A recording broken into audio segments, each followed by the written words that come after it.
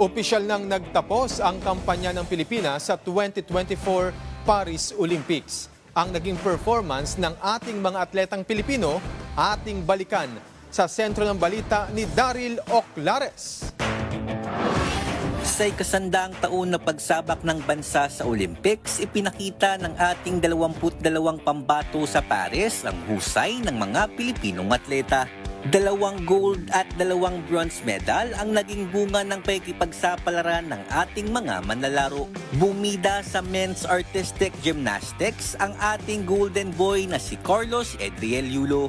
Hindi lamang isa kundi 2 ginto ang nasungkit ni Kaloy matapos na pagharian ang floor exercise at vault. Natatangi ang nakamit ni Kaloy ngayong Paris Olympics dahil siya ang unang Filipino athlete na naging double gold medalist. Sa boxing naman, bagamat nabigo sa kanilang mga semi-final bout, mag-uuwi pa rin ng tanso sina Nesty Petesio at Ira Villegas.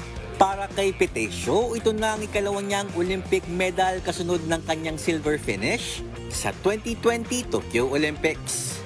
Sa kanya namang Olympic debut, agad na nagpakita ng lakas si Villegas na nakopo ang tanso. Hindi man nakakuha ng medalya ang iba pa nating mga atleta, pambihirang puso naman ang kanilang ipinakita sa Olimpiada. Kaya mismong si Pangulong Ferdinand R. Marcos Jr. ang sasalubong sa ating pambansang kupunan na nakatakdang magbalik bansa ngayong Martes. Matapos ito, tutungo ang mga atleta sa PICC na susundan ng isang Heroes Parade na dadaan sa ilang bahagi ng Maynila bago tuluyang pumunta sa Malacanang. Sa palasyo, magsasagawa ng programa kung saan paparangalan ng mga Olympians at ihahandog ang mga insentibo. Samantala, bukas na ang closing ceremony ng 2024 Paris Olympics kung saan magsisilbing flag bearers ng Pilipinas, sina Yulo at Villegas.